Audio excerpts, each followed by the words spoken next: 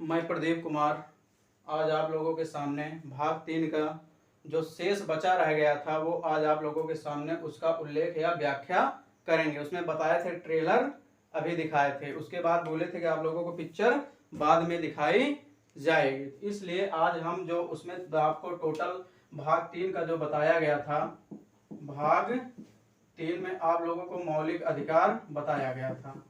मौलिक अधिकार बताया गया था। मौलिक अधिकार अनुच्छेद कितने से कितने तक बताए थे?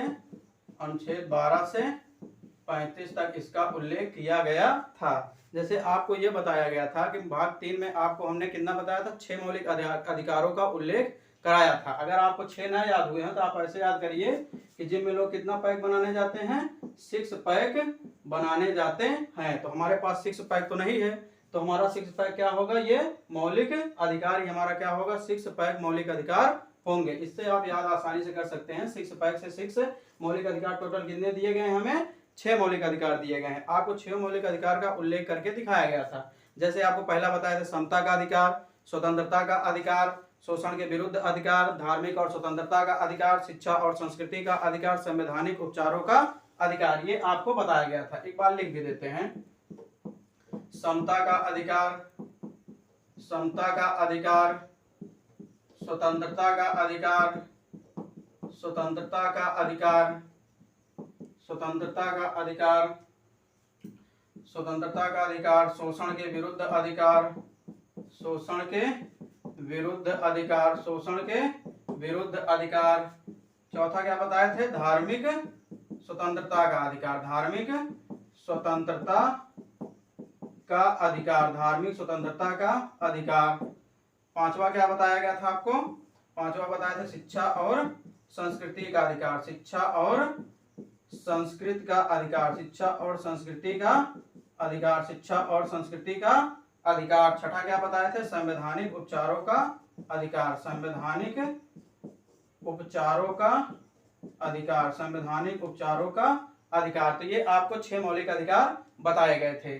भाग 3 में क्या बताया था? मौलिक अधिकार है कि अनुच्छेद कहां से कहां तक है? अनुच्छेद 12 से 35 है। पहला क्या है? समता का अधिकार, स्वतंत्रता का अधिकार, शोषण के विरुद्ध अधिकार, धार्मिक स्वतंत्रता का अधिकार, शिक्षा और संस्कृति का अधिकार, संवैधानिक उपचारों का अधिकार। तो 6 पैक से आप याद रखिएगा। 6 पैक बनाने जाएंगे तो हमको कितने मौलिक अधिकार मिलेंगे? 6 मौलिक अधिकार से याद रखिएगा। और ऐसे भी आपको बताया गया था कि जैसे सा है, सा है, सा है, सा है, सा है, ये 5 सा में होंगे। एक धा बताया गया था। जैसे सा से आप लेंगे समता का अधिकार तो सा से ही 5 आ जाएंगे। इसमें आपको 5वें बता दिए, अनुच्छेद भी बताया गया था। आपको रिवीजन करा रहे हैं, इसको पहली क्लास में बता दिए थे। चलिए 12 से कितना है ये? सॉरी, ये 14 से 18 बताया गया था आपको। ये कितना? 19 से 22 बताया गया था आपको। ये कितना बताया गया था? 23, 24 बताया गया था। ये 25 से 28 बताया गया था। ये 29, 30 बताया गया था। ये 32 बताया गया था। तो ये अनुच्छेद सहित है। समता का अधिकार 14 से 18, स्वतंत्रता का अधिकार 19 से 22, शोषण के विरुद्ध अधिकार 23, 24 है, धार्मिक स्वतंत्रता का अधिकार 25 से 28 है, शिक्षा और संस्कृति का अधिकार 29, 30 है, संवैधानिक उपचारों का अधिकार अनुच्छेद 32 है। इतना आपको बता दिया गया था। ठीक, इसका जो अनुच्छेद है अगर आपको याद हो तो रिवीजन करा दे एक बार। जैसे अनुच्छेद 14 में क्या होगा? कानूनी समता का अधिकार। 15 में क्या होगा? भेदभाव का अंत। 16 में क्या होगा? अवसर की समता होगी। 17 में क्या होगा? अस्पृश्यता का अंत। 18 में क्या होगा? उपाधियों का अंत। 19 में क्या होगा? विचार एवं अभिव्यक्ति की स्वतंत्रता। 20 में क्या होगा? 20 में याद है आपको? दो सिद्धि के विरुद्ध संरक्षण होगा। 21 में क्या होगा? प्राण एवं दैहिक स्वतंत्रता होगी। 22 में क्या होगा? मनमानी गिरफ्तारी पर प्रतिबंध। 23 में क्या होगा? बलात्श्रम और मानव व्यापार पर प्रतिबंध। 24 में क्या होगा? 14 वर्ष से कम उम्र के बच्चों को खतरनाक कारखानों में न लगाना। 28 में धार्मिक स्वतंत्रता का अधिकार दिया गया। 25 में जैसे अंतःकरण या धर्म परिवर्तन की स्वतंत्रता। 26 में किस क्या दिया गया है? धर्म के संबंध में प्रबंध दिया गया है। 27 में क्या दिया गया है? करों के संप्रदाय से छोड़ दिया गया। 28 में क्या दिया गया है? धार्मिक शिक्षण संस्थाओं में धार्मिक शिक्षण मतलब सरकारी शिक्षण संस्थाओं में धार्मिक शिक्षा न देना। तो आप 29, 30 में क्या दिया? अल्पसंख्यक के लिए अधिकार दिए गए थे, जिसमें अल्पसंख्यक 29 में अपनी भाषा, लिपि, संस्कृति बचाए रखने का अधिकार दिया गया था। 29 में क्या दिया गया था? अल्पसंख्यक धार्मिक शिक्षण संस्थाएं खोल सकते हैं। 32 में आपको क्या बताया गया था? कि संवैधानिक उपचारों का अधिकार। 31 आपको हटा ही दिया गया था 44वें संविधान संशोधन 1978 के द्वारा। तो आज हम देखेंगे पहला पहला मतलब समता का अधिकार। समता पहला आपका क्या है? पहला अधिकार, मौलिक अधिकार क्या है? समता का अधिकार। समता का अधिकार ये कहां से कहां तक है? अनुच्छेद कहां से? ये आपको 14 से 18 तक दिया गया है। वो तो अभी हम लोग रिवीजन किए, जो पिछला पढ़ाया गया था। आज हमको यहां से पढ़ाना है। आज हम एक लेके चलेंगे 14 से 18 तक। ये पहला अधिकार है। इसमें हम देखेंगे कि समता के अधिकार के अंतर्गत 14 से 18 तक क्या क्या बातें कही गई हैं। जैसे हम एक बार बता देते हैं आपको, अनुच्छेद 14 में क्या बातें कही गई हैं। अनुच्छेद 14 में क्या बातें कही गई हैं? 15 में क्या कही गई है? 14 में क्या कहा गया है? कानूनी समता का अधिकार। कानूनी समता का अधिकार। कानूनी समता का अधिकार अनुच्छेद 14 में दिया गया है। कानूनी समता का अधिकार। 15 में आपको बताए थे भेदभाव का अंत। भेदभाव का अंत। भेदभाव का अंत दिया गया है। 16 में क्या दिया गया सर? 16 में क्या दिया गया है? अवसर की समता दी गई है। अवसर की समता। अवसर की समता का उल्लेख किया गया है। 17 में क्या किया गया है? अस्पृश्यता का अंत। अस्पृश्यता मतलब क्या होता है? बताओ। अस्पृश्यता मतलब होगा छुआछूत का अंत। अस्पृश्यता का अंत की बात की गई है। 18 में क्या दिया गया है? आपको उपाधियों का अंत। उपाधियों का अंत दिया गया है। उपाधियों का अंत। ये आपके 1 2 3 4 5 अनुच्छेदों का आज हम विस्तृत तरीके से पढ़ेंगे। इसमें क्या क्या बातें कही गई हैं। ठीक, ये चीजें इसमें देखी जाएंगी। हम पहला देखते हैं कानूनी समता का अधिकार। अनुच्छेद 14 के बारे में हम पढ़ते हैं। एक एक करके पढ़ेंगे, आसानी से, आराम से, कोई दिक्कत नहीं है। जितना आसानी से पढ़ेंगे उतना अच्छा समझ में आएगा। अगर आप चाहिए एक बार में पूरा हम पढ़ लें तो बड़ा मुश्किल होता है। आसानी से याद हो जाएगा। ठीक भैया, चलिए कोशिश करते हैं इसे समझने की। कानूनी समता का अधिकार अगर देखिए दिया गया है, इसमें मोटा मोटा आपको क्या बता दिया गया है? कानूनी समता में आपको मोटा मोटा क्या बता दिया गया है? कानूनी समता में आपको मोटा मोटा क्या बता दिया गया? बताइए। इसमें यह कहा गया है, सीधी बात ये कही गई है कि कानून किसी के साथ भेदभाव नहीं करेगा। कानून किसी के साथ भेदभाव नहीं करेगा। किसी के साथ भेदभाव नहीं करेगा। किसी के साथ भेदभाव नहीं करेगा। कानून किसी के साथ भेदभाव नहीं करेगा। नहीं करेगा। कानून किसी के साथ भेदभाव नहीं करेगा। इस अर्थ को समझाने के लिए जो लिखे हैं, कानून किसी के साथ भेदभाव नहीं करेगा, इस अर्थ को समझाने के लिए एक एवी डायसी थे राजनीतिज्ञ, इन्होंने 2 शब्द दिया। क्या कहे? इनका रूल ऑफ लॉ करके आया था, उसमें इन्होंने बताया कि भैया इनको समझने के लिए 2 चीजें समझना पड़ेगा। जैसे कानून के समक्ष समता। क्या समझना पड़ेगा? कानून के समक्ष समता। कानून के समक्ष समता। दूसरा क्या?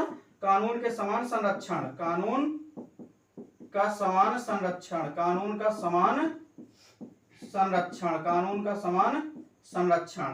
तो ये 2 शब्दों से हम आसानी से अनुच्छेद 14 को समझा जा सकता है। ज्यादातर यही समझा जाता है। अनुच्छेद 14 यही 2 शब्द की व्याख्या करता है। जैसे अगर देखा जाए, पूछा जाता है कानून के समझ समता कैसी शब्दावली है, तो ये कैसी शब्दावली है? ब्रिटिश शब्दावली है। कैसी है? ब्रिटिश शब्दावली है। ब्रिटिश शब्दावली है। ये कानून के समान संरक्षण अमेरिकी शब्दावली है। कैसी है? अमेरिकी शब्दावली है। अमेरिकी शब्दावली है। अमेरिकी शब्दावली है। पूछा जाता है कि भैया कानून के समक्ष समता कौन सी शब्दावली है? किससे संबंध, दोनों का संबंध अगर देखा जाए तो किससे है? अनुच्छेद 14 से ही होता है। तो मोटा मोटा हमने क्या देखा? कानून के समता का अधिकार का मतलब होता है कि कानून किसी के साथ भेदभाव नहीं करेगा। नहीं करेगा मतलब किसी के साथ मतलब होता है अमीर हो भैया, क्या हो? अमीर हो, गरीब हो, छोटा हो, बड़ा हो, तो ये किसी के साथ भेदभाव नहीं किया जाएगा। आप चाहे बहुत बड़े बाप के बेटे हो, कानून को कोई फर्क नहीं पड़ने वाला हो, चाहे आप छोटे बाप के लड़के हो, गरीब से गरीब के बाप के बेटे हो, तब भी कानून आपको समान अधिकार देता है। इसमें देखिए, अगर हम देखें ये जो शब्द हम लिखे हैं, कानून के समक्ष समता और कानून के समान संरक्षण, इसे अगर समझने की कोशिश किया जाए तो इसमें हम देखेंगे, इसमें क्या कहते हैं, कानून के समक्ष समता में कहा जाता है कानून किसी के साथ भेदभाव नहीं करेगा। कानून किसी के साथ भेदभाव नहीं करेगा, कानून किसी के साथ भेदभाव नहीं करेगा, सबको समान संरक्षण दिया जाएगा, सबको समान संरक्षण देने की बात करता है। कानून सबके साथ समान संरक्षण देने की बात करता है। अगर आप जाते होंगे मुकदमा अगर किया हो, अगर न्यायालय में एक बार भी झांकने अगर गए हो आप, भगवान करे कभी न जाइए, पर अगर इत्तेफाक से गए भी हो तो आप जैसे ही न्यायालय में प्रवेश करेंगे, वहां एक न्यायिक देवी की मूर्ति लगी होती है। किसकी मूर्ति लगी होती है? न्यायिक देवी की मूर्ति लगी होती है। उनको क्या कर दिया गया है? देवी तो है, पर हम लोगों ने उनको क्या बना दिया? अंधा बना दिया। क्या बना दिया? अंधा बना दिया। अंधा कानून। कैसा कानून? अंधा कानून बना दिया गया। अंधा कानून का मतलब उनके आंख पर देखेंगे तो काली पट्टी बंधी रहती है, और वो काली पट्टी इस बात का संकेत देती है, इस बात का संकेत देती है कि आप चाहे जो हो, हम आपको नहीं देख रहे हैं, हम आपको नहीं देख रहे हैं। हमारे हाथ में तराजू थमाया गया है। क्या थमाया गया है? तराजू थमाया गया है। अब उसमें जिसका सबूत ज्यादा होगा हम उसी को न्याय देंगे, भले आप मुजरिम नहीं हैं, भले आप मुजरिम नहीं है, पर आपके वकील के माध्यम से मुकदमा लड़ा जाएगा।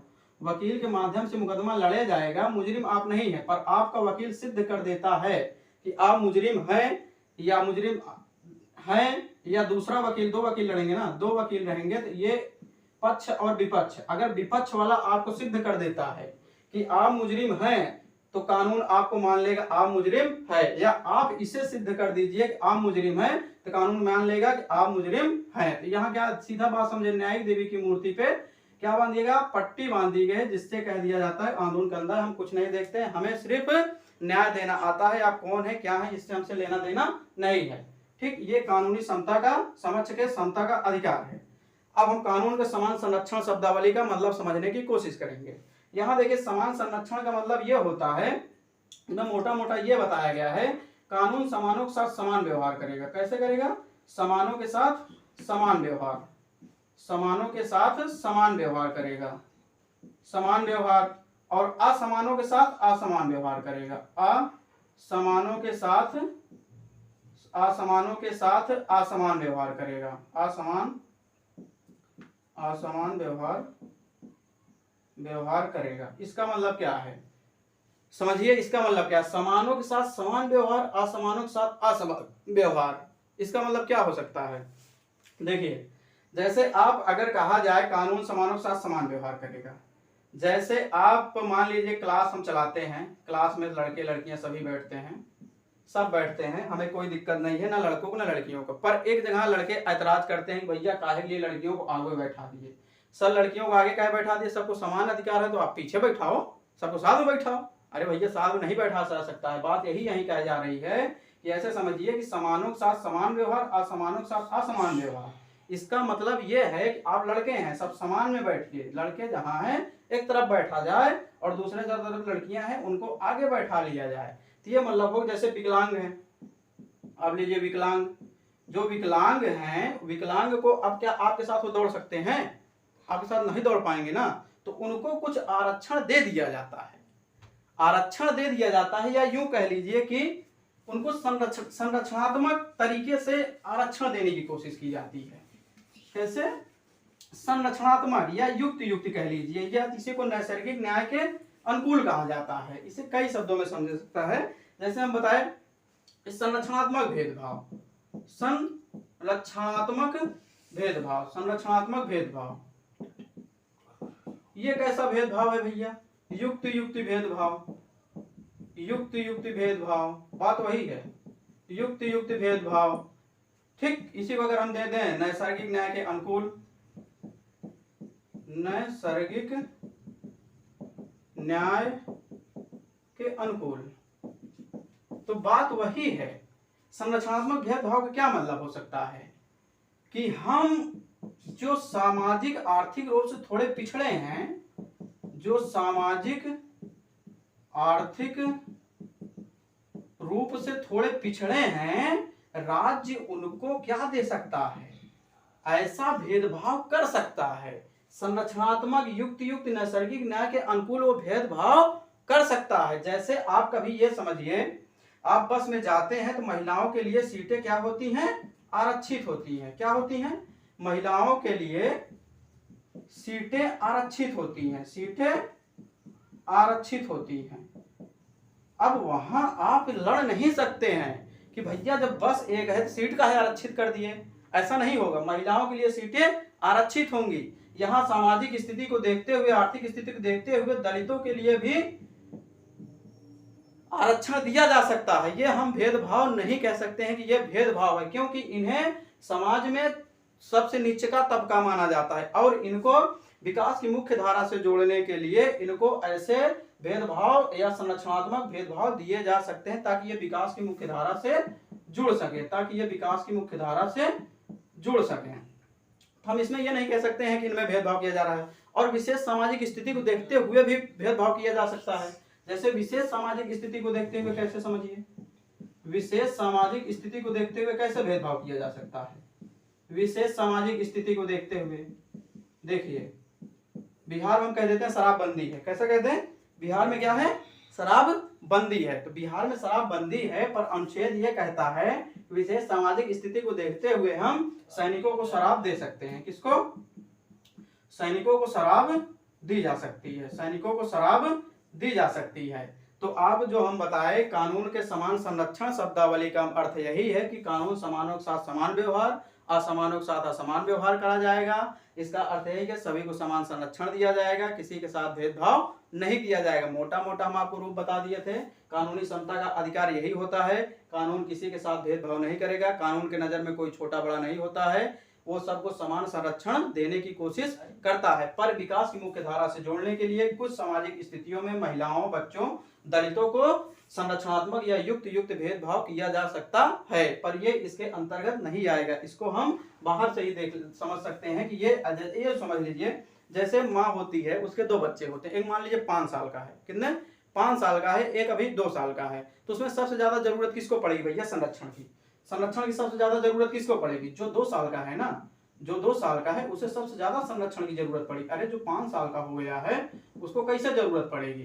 तो यही बात आरक्षण में भी लागू होती है। जो आप आरक्षण कहेंगे, यहाँ आरक्षण की बात नहीं करेंगे हम, यहाँ आगे यही बात आरक्षण, जो आरक्षण कहते हैं, आरक्षण क्यों जाति पे किया गया है, जाति के आधार पर इसलिए किया गया है कि भैया आप थोड़ा बड़े हो गए हैं, आपको अभी इन सब मूलभूत चीजों की जरूरत नहीं है, पर अभी जो 2 साल का बच्चा है वो आपको, आपकी उसे माँ की जरूरत है। सरकार माँ की तरीके उन्हें ऊपर लाने की कोशिश करती है। तो ये दोनों शब्दों का मतलब हमने समझ लिया। कानूनी समता के भैया देखिए कुछ अपवाद होते हैं।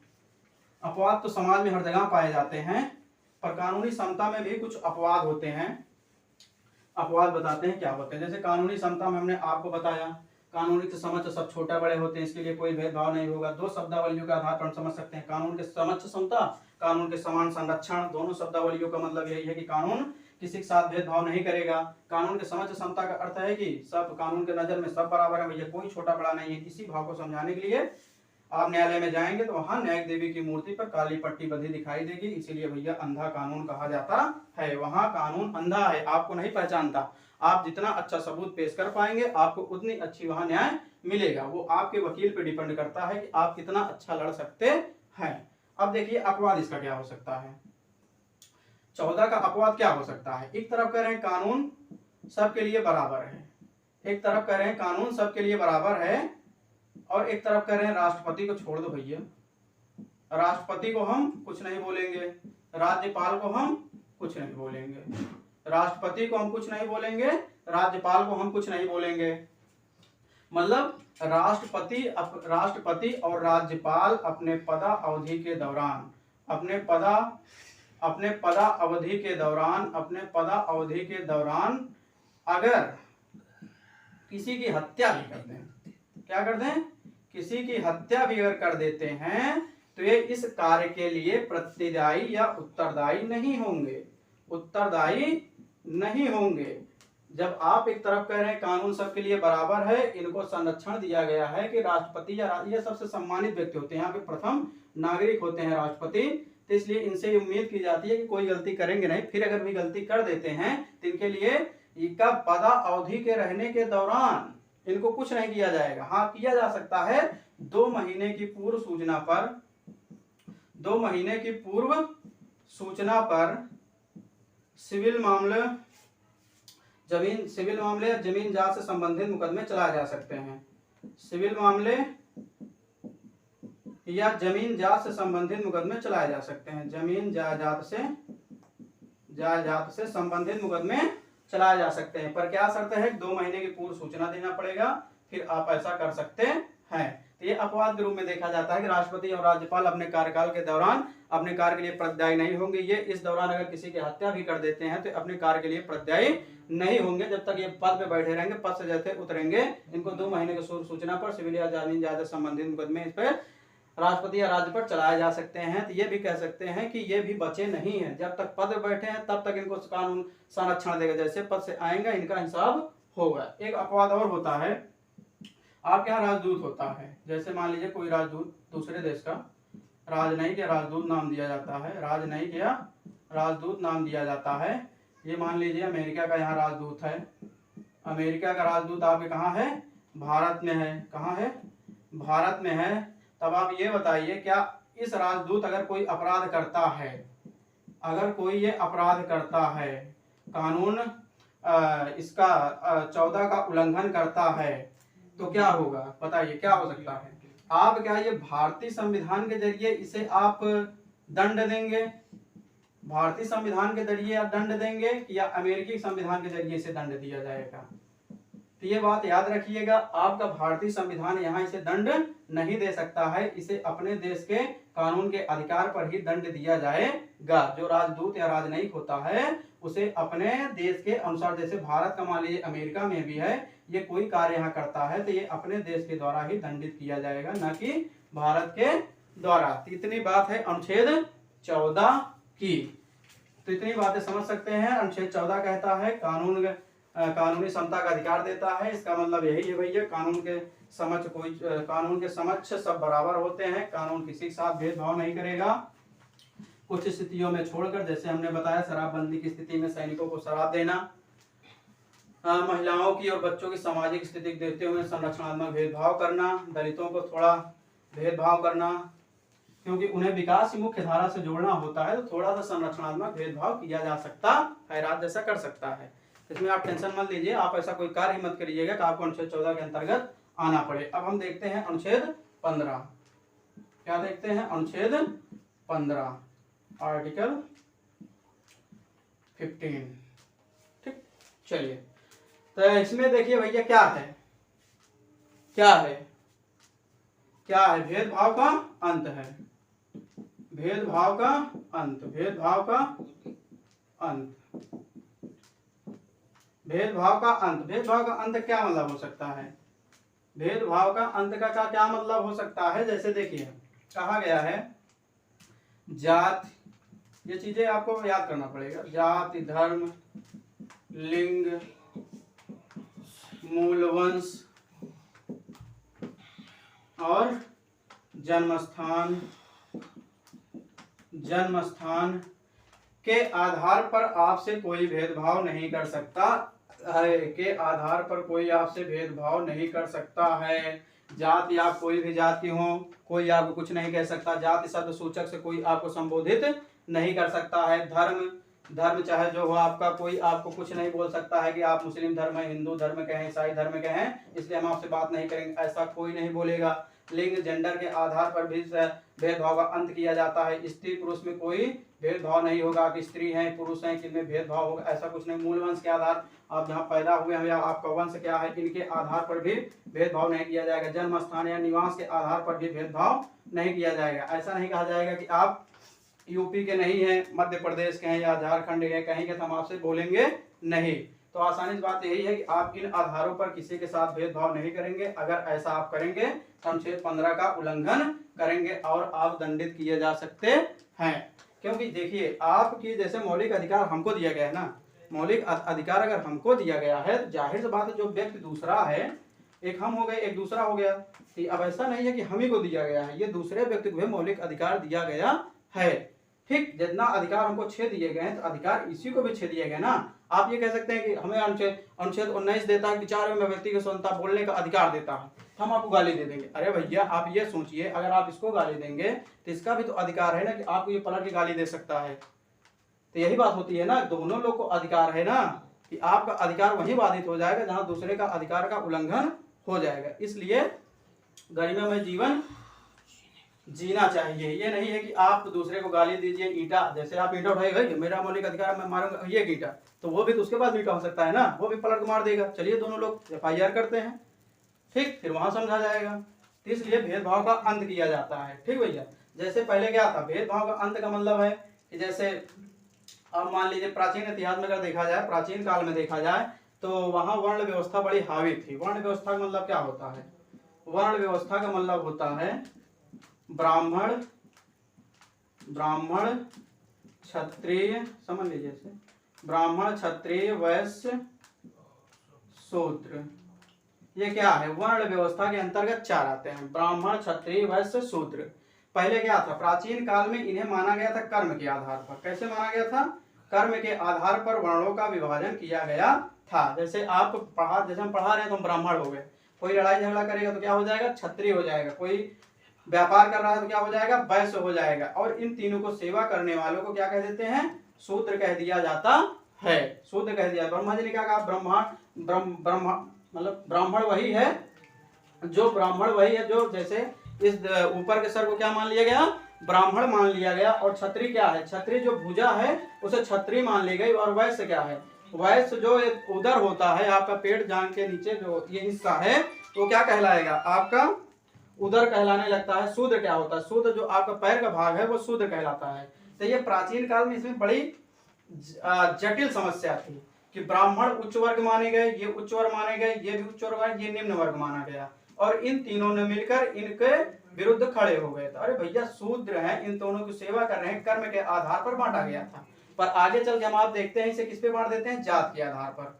किस पे बांट देते हैं, जात के आधार पर बांट दिया जाता है। अब भैया आप जन्म लेंगे, ब्राह्मण हुए तो जन्म से लेकर मरण तक आपका ब्राह्मण ही रहेंगे। आप यहाँ चाहे जो कर्म करिए ब्राह्मण से नहीं बदल जाएंगे। शूद्र में पैदा हुए, वैश्य में, क्षत्रिय में, तो आपका कर्म बदलने वाला नहीं है। तो क्यों जरूरत पड़ी, आज से आपका संविधान कब लागू होता है, 26 जनवरी 1950 को आप 26 जनवरी 1950 को आपका संविधान लागू होता है। कब लागू होता है, 26 जनवरी 1950 को संविधान लागू होता है। इसके पहले कैसे चल रहा था, आपका देश आजाद कब हुआ था, 1947 में, 50 में लागू होता है। इसकी बीच की अवधि कहाँ गई भैया, इसकी बीच की अवधि किस कानून से चल रही थी, जो बीच की अवधि है 47 से लेकर 50 के बीच में है, इसकी बीच की अवधि किस कानून से चल रही थी। संविधान तो अभी लागू हुआ ना, 50 में लागू हुआ, 47 में आपका देश आजाद हो जाता है। 15 अगस्त 1947 को आपका देश क्या होता है, आजाद हो जाता है। पर ये 26 जनवरी 1950 को संविधान लागू होता है, इसकी बीच की अवधि में कहाँ चल रहा है, इसकी बीच की अवधि में अगर देखा जाए तो 1935 का अधिनियम आप पढ़े होंगे। 1935 का अधिनियम, 1935 का अधिनियम पर ही आपका देश चल रहा था। अगर ये भी देखा जाए तो ज्यादा चीजें आपको कहाँ ली गई हैं, 1935 के अधिनियम से ही ली गई हैं। जैसे 60 देशों के संविधान से भारतीय संविधान का निर्माण हुआ है, उसी तरीके से 1935 के संविधान अधिनियम से मूलभूत चीजें ज्यादातर यहीं से ली गई हैं। ये स्रोत आगे जब पढ़ाएंगे तो वहां बताएंगे कौन कौन से स्रोत आएंगे। तो ये जैसे 15 अगस्त 1947 26 जनवरी के बीच में 1935 के अधिनियम से सरकार चल रही थी। इसके पहले 1947 के पहले कैसे चल रही थी भैया, 1947 से पहले आपके पास कौन थे, अंग्रेज थे। उसके पहले भी आप चले जाइए, उसके पहले जाएंगे तो जाति व्यवस्था आप पर हावी थी। ब्राह्मण, क्षत्रिय, वैश्य, शूद्र ये सब आपस में कट्टर हुआ करते थे। ब्राह्मण, क्षत्रिय, वैश्य, शूद्र, सबसे ज्यादा शूद्रों की, दलितों की स्थिति खराब थी। इनका क्या मानना था, जैसे कुआं है, आप पढ़े होंगे बहुत ज्यादा, कुआं है, स्नाना घाट है, क्या है, स्नाना घाट है, मनोरंजन केंद्र है, मान लीजिए सार्वजनिक स्थल पूजा गृह लिख देते हैं, सार्वजनिक स्थल पूजा गृह है, क्या लिखे हैं, पूजा गृह है। तो इन सब पर क्या आप प्राचीन काल में कह सकते हैं इन सब पर इनको जाने का अधिकार था? कह सकते हैं इनको जाने का अधिकार यहाँ था? ना तो ये कुएं से पानी पी सकते थे, ना तो ये स्नाना घाट में जाके नहा सकते थे, ना तो ये मनोरंजन केंद्रों का सबके साथ सामूहिक बैठ मनोरंजन ले सकते थे, ना तो ये पूजा कर सकते थे। यहाँ तक अगर आप पढ़े हो तो यहाँ तक अगर कोई दलित जिह्वा से अपने मंत्रों का उच्चारण कर देता है तो उसकी जिह्वा कटवा दी जाती थी। क्या कटवा दी जाती थी? जिह्वा उसकी कटवा दी जाती थी, क्योंकि तुमने ब्राह्मण जो पुरोहित होते हैं वो मंत्रों का उच्चारण करते हैं, तुम्हारी कैसी हिम्मत हो गई, तुमने कैसे कर दिया ब्राह्मण का उच्चारण? चलो भैया अगर उच्चारण नहीं भी किए तुम, अगर गलती से पुरोहित कोई उच्चारण कर रहा है मंत्रों का, गलती से कोई शूद्र क्या करता है? सुन लेता है। क्या करता है? गलती से भी अगर सुन लेता है, पुरोहित को पता चल जाता है कि भैया ने सुन लिया, तो उनका क्या करेंगे? कान में उनके शीशा गर्म करके डाल दिया जाता है ताकि दोबारा जिंदगी में कभी सुनने लायक न रह जाए। अब सोचिए इतनी क्रूरता थी। अगर ये अनुच्छेद 15 ना आता, भेदभाव का अंत ना होता, तो कैसे होता? भेदभाव का अंत करना पड़ा कि आप इन आधार पर किसी से भेदभाव नहीं कर सकते हैं। अभी अस्पृश्यता का अंत बताएंगे, चीजें वही यहां भी रहेंगी, पर वो छुआछूत के अंत की घोषणा करता है, वहां भी यही चीजें बताया जाएगा। तो ये अनुच्छेद 15 सीधे आपको कहता है भेदभाव का अंत करता हूं। आप किसी से भेदभाव नहीं कर सकते हैं। ये नहीं है कि आप बड़े हैं तो ब्राह्मण है तो सबसे भेदभाव करेंगे, क्षत्रिय है तो भेदभाव करेंगे, शूद्र है तो भेदभाव करेंगे, सॉरी वैश्य है तो भेदभाव करेंगे। कैसे भैया, कैसे कर सकते हैं आप? संविधान में सीधा वर्णित किया गया है कि आप भेदभाव नहीं कर सकते हैं। अगर आप अहंकार, एटीट्यूड, ईगो में हैं तो करिए, कोई दिक्कत नहीं। इंसान को इंसान नहीं समझते हैं तो पीट दीजिए, कोई दिक्कत नहीं है, पर इसका हिसाब होगा ना। संविधान यहाँ है, भारत में सबसे सर्वोच्च संविधान माना गया है, पर सबसे सर्वशक्तिमान कौन होता है ये आप भी जानते हैं।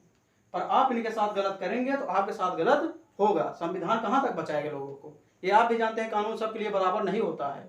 दिमाग में ठूस के बैठ गया है कि जो अमीर होता है कानून उसके लिए होता है, गरीबों के लिए नहीं होता है। पर हम आप कैसे कह सकते हैं? इसलिए मौलिक अधिकार, आप हो सकता है स्टूडेंट हो या ना हो, पर मौलिक अधिकार जानना आपका अधिकार है। भारतीय संविधान को जानना आपका अधिकार है। हमसे नहीं, कहीं किताबों से जानिए और कहीं से जानिए, पर मौलिक अधिकार का ज्ञान आपको होना चाहिए। ये आपको बोलने का अधिकार देगा, आपको जीने का अधिकार सिखाएगा। जब अनुच्छेद आप 19 पढ़ते हैं तो आप सुबह से लेकर शाम तक जो हरकत करते हैं वो आपको अनुच्छेद 19 देगा। आप सोचते हैं हम बोलते हैं जो मन में चाहा या बोल दिए वो हमारा सब माफ है। अरे माफ नहीं है गुरु, वो आपको अनुच्छेद देता है बोलने के लिए 19 कि आप बोलिए। समझ रहे हैं? यही आप कहते हैं वकील से पुलिस डरती है। अरे भैया काहे डरती है? क्योंकि उसे अनुच्छेदों का ज्ञान है, अपने संविधान का ज्ञान है। जो सामने पुलिस खड़ी उसे पता है कि हमसे ज्यादा भैया को पता है, वकील साहब को। अगर ये ले जाएंगे तो हमको उल्टा लगा देंगे, इसलिए ज्ञान आपको क्यों ले जाएगी? आपको ज्ञान नहीं है, ज्ञान नहीं है तो उठा ले जाएंगे। आप ये नहीं पूछेंगे हमको क्यों गिरफ्तार किया जा रहा है, कारण बताओ। एक बार डांट देंगे आप, सिट्टी सपाटी गुल्ल हो जाती है। जब आप अपने अधिकारों की मांग करेंगे तभी तो लोगों को पता चलेगा ना आपको अधिकार पता है। तो इसलिए मौलिक अधिकार, आप हो सकता है स्टूडेंट हो या ना हो, फिर भी आपको मौलिक अधिकारों का जानकारी होना बहुत आवश्यक है। तो ये समता का अधिकार हमने 15 देख लिया, अब 16 देख लेते हैं। अनुच्छेद 16 देख लेते हैं। अनुच्छेद 16, इसमें क्या कहा गया है? अवसर की समता की बात की गई है। अवसर की समता की बात की गई है। अवसर की समता की बात की गई है। देखिए कॉमन सी बात है, आप अगर प्री भी देते हैं, पीसीएस प्री देते हैं, कोई भी प्री पेपर देते हैं तो आपको यही मोटा मोटा पूछा जाता है। अगर गलती से आप कहीं रिटर्न में बैठ जाते हैं तो आपको इसके अंदर का हो सकता है कुछ बातें पूछ ली जाए, पर आपको वनडे एग्जाम निकालना है तो इतनी चीजें आपको याद करना पड़ेगा। तो ये व्याख्या की जा रही है। ठीक, अनुच्छेद 16 में क्या है? अवसर की समता का मतलब क्या हो सकता है? इसमें सीधा कहा गया है कि नौकरियों में सबको समान संरक्षण दिया जाएगा। किसमें? ये कह सकते हैं नौकरी में सबको समान अवसर दिया जाएगा। नौकरी में सबको समान अवसर दिया जाएगा, सबको समान अवसर दिया जाएगा। नौकरी में सबको समान अवसर दिया जाएगा। इसमें भी बात वही है, क्या? जाति, धर्म, लिंग, जाति धर्म लिंग जन्म स्थान, जाति धर्म लिंग जन्म स्थान, मूल वंश व निवास के आधार पर भेदभाव नहीं किया जाएगा। बात वही है कि आपसे जाति धर्म लिंग जन्म स्थान मूल वंश के आधार पर भेदभाव नहीं किया जाएगा। अवसर की समता अनुच्छेद 16 अधिकार देता है। पर एक बात याद रखिएगा, या अनुच्छेद राज्य को ये नहीं, संसद, इसमें संसद जो होती है, संसद नौकरी संबंधी निवास आपको नौकरी देने के लिए निवास संबंधी योग्यता लागू कर सकती है। जैसे आपको नौकरी मिलती है तो संसद क्या कर सकती है, संसद कर सकती है निवास संबंधी योग्यता लागू कर सकती है कि आप कहाँ के निवासी हैं। निवासी और नागरिक में क्या अंतर हो सकता है? चलो अगर यहाँ निवासी आ गया है बता देते हैं। निवासी और नागरिक में क्या हो सकता है? जैसे आप क्या हो, नागरिक में होता है पूरे भारत के हम नागरिक हैं, क्या हैं, नागरिक हैं। उत्तर प्रदेश के क्या हैं, निवासी हैं। ठीक, भारत के नागरिक कहलाएंगे, उत्तर प्रदेश के निवासी कहलाएंगे। संसद यहाँ निवास संबंधी योग्यता लागू कर सकती है। इसमें भी अगर देखा जाए तो कुछ जगह आरक्षण दिए गए हैं, इसमें आरक्षण आपको दिए गए हैं। पर आरक्षण को जब हम अब देखेंगे तो आरक्षण आपको हम दूसरी एक इंडिविजुअल वीडियो लेके आएंगे जिसमें कई बात हैं, हम आपको आरक्षण उसमें डिटेल से समझाने की कोशिश करेंगे। यहाँ पर बता भी दिया जाएगा, जैसे क्रीमी लेयर 8 लाख से ऊपर माना जाता है, ये सब हम आपको इसमें इतना जानिए। इस समय अनुच्छेद 16 में अवसर क्षमता कहा गया है। नौकरी संबंधी अवसर को सबको समान अवसर दिया जाएगा भैया। जाति धर्म लिंग जन्म स्थान मूल वंश के आधार पर किसी के साथ भेदभाव नहीं किया जाएगा। बस संसद एक काम कर सकती है, निवास संबंधी योग्यता लागू कर सकती है। और इसमें कई खंड हैं, इसको हम जब आरक्षण बताएंगे तो यहाँ बता दिया जाएगा। ठीक, क्योंकि इसलिए थोड़ा वीडियो लंबी हो जाएगी ना, तो पढ़ने में मजा नहीं आएगा आपको। चीजें थोड़ा थोड़ा करके हम सब जान लेंगे। पर यह है कि आपको मौलिक अधिकार जानना चाहिए। अनुच्छेद 17 में क्या है आप बता दीजिए। 16 हो गया ना, 17 में क्या है? 17 में क्या है? अस्पृश्यता का अंत है। क्या है? अस्पृश्यता का अंत है। अस्पृश्यता का अंत है। अस्पृश्यता का अंत का मतलब क्या है? छुआछूत का अंत। छुआछूत का अंत। छुआछूत का अंत। छुआछूत का अंत है। छुआछूत का अंत का मतलब है यह अनुच्छेद छुआछूत के अंत की घोषणा करता है। यह अनुच्छेद छुआछूत के अंत की घोषणा करता है। जैसे भी ब्राह्मण क्षत्रिय वैश्य शूद्र आपको बताए, वहां अगर देखा जाए तो जो शूद्र थे वो ब्राह्मण, अगर आप गलती से भी जा रहे हैं, परछाई भी पड़ गई, तो ब्राह्मण जी क्या करते थे? दूर हट जाते थे कि भैया छू लिया छू लिया छू लिया। तो संविधान में यही कहा गया कि ऐसा नहीं होगा। छुआछूत इंसान होता है। कोरोना को हटा दिया जाए तो हाँ, कोरोना को हटाने के बाद इंसान होता है, आराम से छुआछूत का अंत की घोषणा करता है। अगर ऐसा कोई भेदभाव आपके साथ करता है तो आप अनुच्छेद 32 के तहत सीधा सुप्रीम कोर्ट जा सकते हैं कि हमारे साथ भेदभाव किया जा रहा है। इसमें एक अनुच्छेद 35 है, अनुच्छेद 35 ना 12 से 35 तक है। इसमें अनुच्छेद 35 है। अनुच्छेद 35 क्या करता है? अनुच्छेद 35 संसद को अस्पृश्यता निवारण संबंधी कानून बनाने का अधिकार देता है। क्या देता है? अस्पृश्यता निवारण संबंधी कानून बनाने का अधिकार देता है। अस्पृश्यता निवारण संबंधी कानून बनाने का अधिकार देता है। किसको देता है? संसद को। कौन देता है? अनुच्छेद 35। तो संसद ने इस अधिकार का प्रयोग करके अस्पृश्यता निवारण अधिनियम 1955 बनाया। क्या बनाया? अस्पृश्यता निवारण अधिनियम 1955 बनाया। अधिनियम 1955 बनाया। इसी का नाम बदलकर 1976 में क्या रख दिया गया है? सिविल अधिकार संरक्षण अधिनियम। क्या रख दिया गया है? सिविल अधिकार संरक्षण अधिनियम। सिविल अधिकार संरक्षण अधिनियम, इसी का नाम बदल कर रख दिया गया है।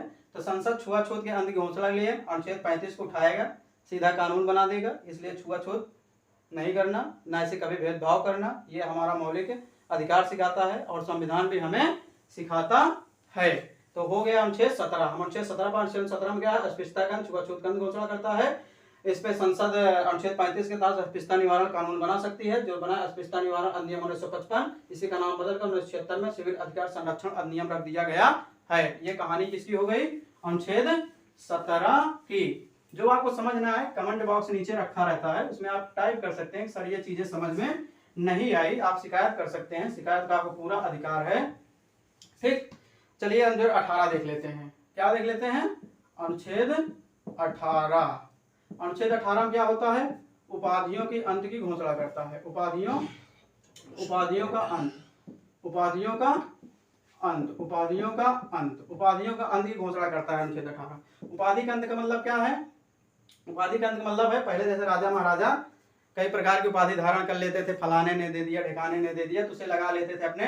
जैसे नाम है प्रदीप, हमारा ही नाम है प्रदीप, प्रदीप आगे सुल्तान लगा लो, नहीं महाराजा लगा लो, बहादुर लगा लो, राय लगा लो, रायन हुड लगा लो, कुछ भी लगा लो।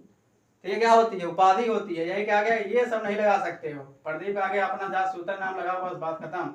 ये नहीं है प्रदीप सुल्ताना ये सब लगाओ, ये सब गलत बात। जैसे अलबर्नी था, अलबर्नी का पूरा नाम क्या था? अब्बू रेहान इवान हसन अहमद अलबर्नी। अरे भैया इतना बड़ा नाम कौन रखने की जरूरत है?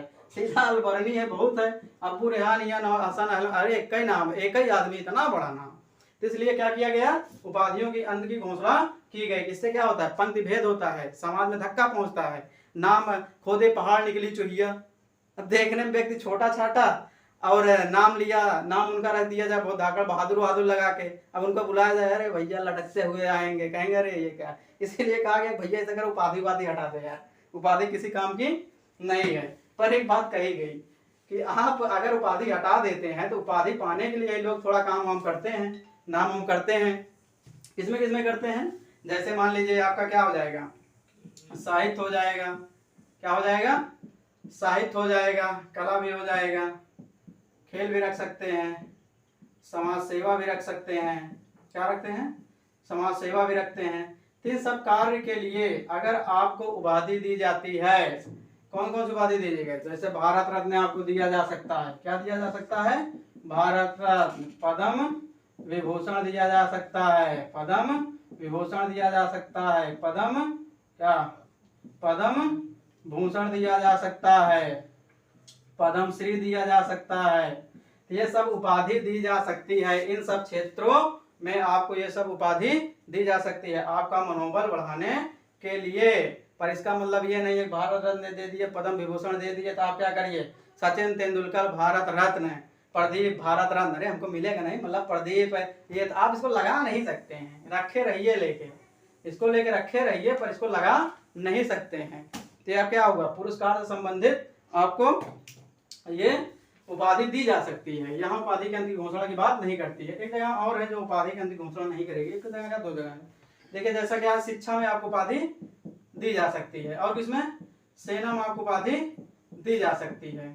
शिक्षा में जैसे डॉक्टर होते हैं, इंजीनियर होते हैं, वकील होते हैं, ये सब अपनी उपाधि लगा सकते हैं, इनको कोई दिक्कत नहीं है। यहाँ जनरल होते हैं, ब्रिगेडियर होते हैं, ये सब उपाधि लगा सकते हैं। इनको छूट है, शिक्षा और सेना संबंधी उपाधि दी जा सकती है। पर आप जो उपाधि धारण की जाती थी, जो कोई दूसरा दे देता था, उसमें आप नहीं लगा सकते हैं। और एक बात यहाँ याद रखिएगा, उपाधियों में एक बात और याद रखिएगा कि आप कोई भी उपाधि अगर ग्रहण करना, भारत में कर रहे हैं तो कोई दिक्कत नहीं भैया, भारत में कर रहे हैं तो कोई दिक्कत नहीं है। अगर यही उपाधि आप क्या करेंगे? विदेश से ग्रहण करेंगे। कहाँ से? विदेश, अमेरिका से ग्रहण करेंगे। तो यहाँ के राजा कौन होता है? राष्ट्रपति होता है ना, राष्ट्रपति होता है। अच्छा, संवैधानिक होता है कि वास्तविक होता है? ये संवैधानिक होता है, संवैधानिक राजा होता है। वास्तविक कौन होता है? वास्तविक प्रधानमंत्री होता है। कौन होता है? प्रधानमंत्री। लगाम इनके हाथ में रहेगी, सारथी ये राजा है, बैठे रहेंगे। इनके मंत्री जो होते हैं, मंत्रिपरिषद घोड़े होते हैं, और ये होता है वास्तविक। जैसे कृष्ण भैया कौन थे? प्रधानमंत्री समझ लो। अर्जुन कौन बैठे थे? राष्ट्रपति समझ लो। और जो घोड़े खींच रहे थे उनको मंत्री परिषद समझ लो। समझ गए? तो विदेशी उपाधि अगर आपको ग्रहण करना है तो आप किससे ले सकते हैं? आपको राष्ट्रपति से पूछना पड़ेगा कि भैया ऐसा है, हमें एक विदेशी उपाधि मिली है, क्या ग्रहण करने का? तो ये कहेंगे हाँ अच्छा कर लो, कोई दिक्कत नहीं है, कर लो। पर इनसे बिना पूछे अगर आप किए तब खैर नहीं रहेगी, आपको इनसे पूछना पड़ेगा। तो ये अनुच्छेद 18 तक आज हम व्याख्या करेंगे। कानूनी समता का अधिकार 14 से 18 तक बताया गया। देखिए हमारी दूसरी वीडियो संविधान पर, अगर आप लगातार अच्छा रिस्पांस देंगे तो अच्छी अच्छी चीजें आपको हो सकता है संडे को हम वीकली करंट लगा दिया जाए। अगर हमारा चैनल बना है धैर्य एकेडमी प्रदीप कुमार से नाम से है, इसे आप आसानी से सब्सक्राइब कर लीजिए भैया। लगातार इस पे वीडियो आते रहेंगे। आप जीएस और करंट ये दो चीज़ें अच्छे से आपको इस पे पढ़ाया जाएगा। कृपया आपसे निवेदन है कि अच्छे से पढ़िए। अगर हम दोबारा आएंगे तो आपको समता का अधिकार पढ़ा दिए हैं, दूसरा क्या पढ़ाएंगे, स्वतंत्रता का अधिकार, अनुच्छेद 19 से 22 विचार एवं अभिव्यक्ति की स्वतंत्रता पढ़ाएंगे। फिर 20 में क्या है, दो सिद्धि के विरुद्ध संरक्षण पढ़ाएंगे। 21 में प्राण एवं दैहिक स्वतंत्रता पढ़ाएंगे। प्राण एवं दैहिक स्वतंत्रता में आपको बहुत सारे अधिकार दिए गए हैं। मनमानी तरीके से जो आप सबको जवाब देते फिरते हो ना, तुम्हारा क्या जाएगा, वो आपको कौन देता है, प्राण एवं दैहिक स्वतंत्रता, जीने का अधिकार, वो अधिकार आपको जीने की स्वतंत्रता देगा। अनुच्छेद 22 मनमानी गिरफ्तारी पर प्रतिबंध। हमारा मानना तो यही था यार कि अनुच्छेद 14 के साथ 19 और 20 21 पढ़ लिया जाता तो बड़ा मजा आता, पर संविधानकर्ता ने बांट दिया है। कानूनी समता का अधिकार यहाँ दिखाया गया है, अनुच्छेद 22 मनमानी गिरफ्तारी बता दिया गया है। अगर दोनों ही साथ में पढ़ लिया जाता तो मजा आ जाता, पर इसमें कुछ सामाजिक समानताएं हैं, कुछ देखा जाए तो कानूनी समानताएं, जैसे सामाजिक समानता में बताए, अस्पृश्यता का अंत बताए और भेदभाव का अंत बताए, उपाधियों का अंत, ये सामाजिक हो गया। कानूनी समता का अधिकार, तो कानूनी समता हमारा मानना था कि अनुच्छेद 22 के साथ पढ़ा जाता ज्यादा मजा आता, पर हम संविधान में बांटा गया है, हमसे बहुत ज्यादा बुद्धिमान थे भैया, तो पढ़ा जाएगा, तो मजबूरी है, पढ़ा जाएगा और अच्छे से जम के पढ़ा जाएगा। ठीक है, धन्यवाद, नमस्कार।